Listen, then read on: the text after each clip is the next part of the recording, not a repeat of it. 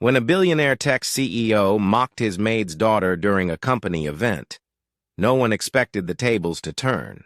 He laughed as he waved a complex system error on the screen, saying, "Fix this, and you'll earn $100 million." The audience joined in, thinking it was just another cruel joke. But what they didn't know was that the girl, young, quiet, and brilliant, had been watching and learning for years. In less than a minute, she'd exposed not only the system's flaw, but the prejudice that built it. Watch until the end. Wait a second. Tell us where you're watching from in the comments, and don't forget to subscribe for more powerful stories like this. Maya Lewis grew up in the shadow of luxury. Her mother, Evelyn, worked as a maid in the towering glass headquarters of one of Silicon Valley's most powerful tech companies, Helios Systems. While the executives discussed algorithms and acquisitions, Maya sat quietly in the corner, doing her homework, dreaming of becoming an engineer. She watched the glowing monitors, the endless code, the hum of machines that seemed to speak a language she understood better than people did. But in the eyes of most employees, she was invisible, just the maid's kid. Her mother often reminded her, "You'll have to work twice as hard to get half as far." Still, Maya believed knowledge had no color, no privilege, only passion. So when Helios announced its grand innovation showcase, Maya sneaked in with her mother, unaware that one man's arrogance that night would test everything she'd ever learned. The event was massive. Bright lights, champagne, cameras flashing. Helios CEO Richard Halden strutted onto the stage, showing off his company's new AI-based defense system. Investors cheered as he boasted that it was unhackable, self-perfecting, and beyond human error.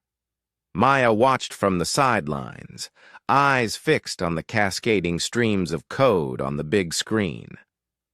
Something about it looked off. Suddenly the system glitched.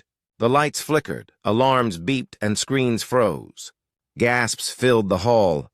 The CEO tried to laugh it off, snapping his fingers for his IT team, but they stumbled. Minutes passed, and the multi-million-dollar demonstration lay dead in front of global investors. Halden's frustration boiled over. He turned toward the crowd and spotted Maya and her mother near the service door.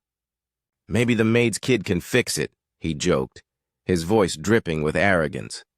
The audience chuckled. Maya's face flushed with humiliation, but also resolve. For years she'd read the manuals her mother cleaned around. She knew Helios's software architecture better than most interns. As Halden mocked, she quietly stepped forward and asked for a terminal. Security hesitated, but curiosity won.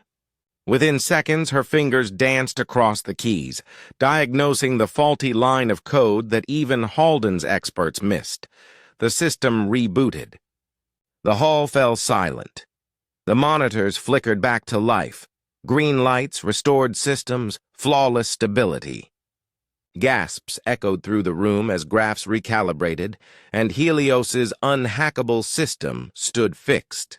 Maya stepped back, trembling, not from fear, but from the weight of hundreds of eyes staring at her. Halden's smirk vanished. His team rushed forward to verify the fix. She was right. How did you do that?" one engineer whispered. Maya looked up, voice steady. "I just read the code." Halden's arrogance crumbled before a stunned audience. The same girl he'd ridiculed had solved in seconds what his elite engineers couldn't fix in hours. It wasn't just a victory for her, it was a mirror held up to the face of prejudice itself. In that room, silence spoke louder than applause ever could. By the next morning, Maya's story had spread everywhere.